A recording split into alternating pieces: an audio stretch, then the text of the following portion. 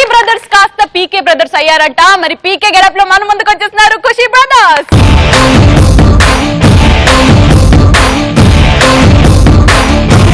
Welcome to PK wall. PK's అంటే అందరికి తెలుసు కదండి. వీళ్ళకున్న ఏకైక పవర్ ఏంటంటే ఎదుటి వాళ్ళు ఎవరు చేతులు పట్టుకున్నా వాళ్ళ మనసులో ఏమనుకున్నా చెప్పేస్తారు. ఏరా చిన్న పీకే, చెప్పరా పెద్ద పీకే. ఫస్ట్ ఎవరి గురించి చెప్దాం? శ్రీముఖ గారి గురించి చెప్తాం. ఓకే నువ్వు ఇట్రా, నేను చెప్తా. చెప్పరా పీకే. మ్యాటర్ ఎంటర్ అయిందిరా పీకే. పీకే రికార్డ్ చేస్తా. ఎవరా బట్టే బాతాడు ఇందాక పంచిపడక టైంలో నా మీద ఆన్సర్ చెప్పింది. మీకు ఆన్సర్లు దొరకవురా? పంచపడక క్వశ్చన్ అడగానే శ్రీముఖి మేకప్, శ్రీముఖి దయ్య, శ్రీముఖి ఆది, శ్రీముఖి ఏరా వేరే ఆన్సర్లు దొరకవు మీకు. వాళ్ళకంటే తెలియదు, బుద్ధి లేదు. నీకేమైంది? వాళ్ళు చెప్పిన ఇంత ఆన్సర్ ని పాకిస్తాన్ బార్డర్ లాగా ఓ సాగతిస్తావే. వేరే ఆన్సర్లు దొరకవా? ఇంకా అది కాదన్నట్టు ఆ సోఫాలో పడుకొని దొరుకుతావు. అవసరమా? ఒక్క మాట, నువ్వు నన్ను డామినేట్ చేస్తున్నావు, నువ్వు కొంచెం యాక్టింగ్ తక్కువ చేయండి చేసేదాన్ని కదా. నువ్వు వదిలిపెట్టు. ఏం రచ్చరావన్నా? నిన్ను అన్నా అని పిలుస్తా. లవ్ యూ అయింది. నిన్ను చూస్తే చెప్పబుద్ధి అవుతాను శ్రీముఖి. నిన్ను చూస్తే కొట్టబుద్ధి అవుతుంది కొడుతున్నానా? నిన్ను చూస్తే కొట్టబుద్ధి అవుతుంది కొడుతున్నానా?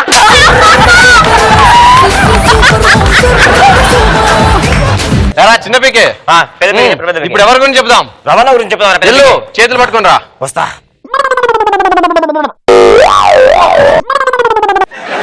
నువ్వు ఊకంటూ శ్రీను ఎందుకంటావు? శ్రీను ఎందుకంటావు? నా దగ్గర లేని సినిమా దగ్గర ఏముంది?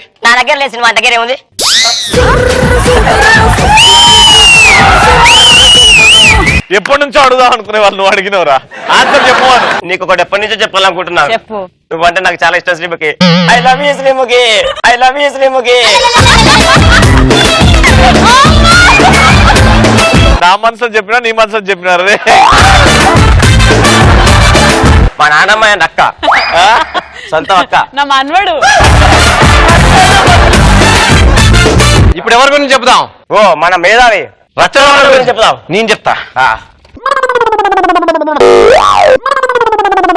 ఏం రాజ్యులరా? ఎంతరా మీ బచ్చగాళ్ళు? ఎంతరా మీరు? నా నెత్తి ఎంట్రుకలు ఊసిపోయే టైంకి పుట్టిరా మీ జూనియర్ బచ్చగాళ్ళు అందరూ. అరే బచ్చగాళ్ళు కాబట్టి మిమ్మల్ని నేను వదిలేస్తా. నువ్వు ఇట్రారా. నాకు ఇక్కడ ఉన్న ఏకైక శత్రువు ఈ ముఖి శ్రీముఖి. ఆడపిల్లవు కదా అని కొట్టకుండా వదిలేస్తే పరిగెత్తించి కొడతావా? నా ఇష్టం. చివరికి బొక్కలో దాచుకుని వదిలిపెట్టలేదు కదా తల్లే.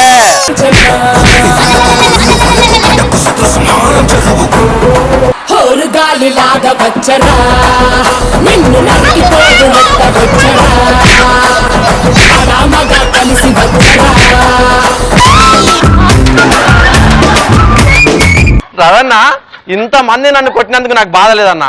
కానీ ఆ రోజు నేను తెచ్చుకున్న శాల్వా నువ్వు కప్పుకొని, నా దండ నల్లేసుకొని, నా మగజాదాని మీద షీల్డ్ పట్టుకొని ఎమ్మడి వాడి వీళ్ళిద్దరు కొడుతుంటే సన్నీ లియోన్ సినిమా సొల్లు కాసుకొని చూసే ప్రేక్షకులు లాగా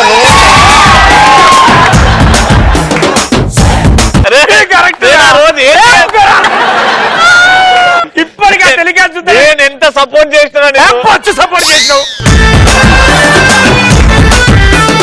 అడుగు రచ్చ, అసలు ఎందుకు ఆపలేడు? అడుగు. ఎందుకు ఆపలే? ఇది కావాలని అది ఎట్లా దయ్యం లాగా ఎంట పడుతున్నారు? ఎట్లా ఆపుతారు రా? మద్రాసు నాకు అడదు అంటే దాన్ని భయపడతానా నువ్వు? అందరు భయపడతారు రావులా. వాడు ఎందుకు ఇట్లా అయిండు? నేను ఆ రోజే ఫిక్స్ అయిన రవన్న, నాకు ఈ యాంకర్లు కాదు, ఎవరు ముఖ్యం కాదు. నాకు నా ప్రేక్షకులు ముఖ్యం, నా జూనియర్ తమ్ముళ్ళు ముఖ్యం.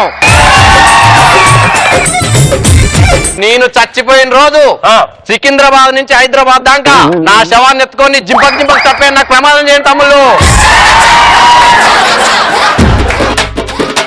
నేను ఇప్పుడు చెప్తున్న ఒకే ఒక మాట, ప్రపంచంలో ముగ్గురు మేధావి కమెడీలు ఉన్నారు. ఒకటి తేనాలి రామకృష్ణుడు, 2 చార్లీ చాప్లిన్, 3 రచ్చ రవి. ఇప్పుడు ఎవరి గురించి చెప్దాం? ఇప్పుడు అరే ఆగ్రా, మనుషుల గురించి అంతా రొటీన్ రా, చాలా మంది చెప్తారు. కానీ ఇక్కడ పటాసులో ఉన్న వస్తువుల గురించి చెప్తాం. ఇప్పుడు మేము ఏ వస్తువు గురించి చెప్దాం? పంచపడక కప్పు గురించి చెప్దాం. చెప్దాం.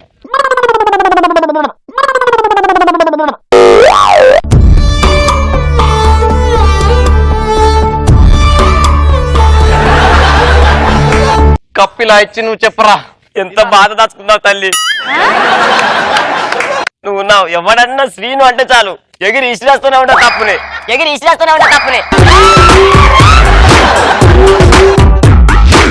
నువ్వు ఉన్నావు. గీత గురించి చెప్తే చాలు ఓ గీత గీసినట్టు తీసుకపోయి ఓ కప్పు పట ఇచ్చేస్తావు. దేనికి పెట్టిరు ఈ రౌండ్? అసలు క్రేజీ ఆన్సర్లకి చెప్పారు. మీరు దేనికి వేస్తారు? శ్రీను గీత గురించి చెప్తే వేస్తారు. మీరు ఇలాగే చేసిరు అనుకో, వీళ్ళు క్రేజీ ఆన్సర్లు నేర్చుకోరు. లేజిగా శ్రీను గీత మీద ఏదో ఒకటి అనుకొని వస్తారు, ఉన్న కప్పులాన్ని ఎత్తుకొని వెళ్ళిపోతారు. ఈ కప్పు తీసుకెళ్లి వాళ్ళు చాయలు కాపీలు తాగుతారు అనుకున్నావా? తాగరు. మాకు పటాసులా కప్పు వచ్చిందని తీసుకెళ్లి టీవీల పైన, ఫ్రిడ్జ్ల పైన, బీరోల పైన పెట్టేసి వచ్చిపోయే వాళ్ళకి స్లైడ్ షో నాకు పటాసులు వచ్చిందని చూపిస్తారు. మేమేమనుకుంటాం, ఏ అందమైన అమ్మాయి తన లిప్స్టిక్ పెట్టుకొని తన లిప్స్ తో కాపీ తాగుతుందేమో అనుకుంటాం. నెక్స్ట్ ఎవరి గురించి చెప్దాం? నెక్స్ట్ సెట్ మీద చెప్తా, పటా స్టేజ్ మీద చెప్తా.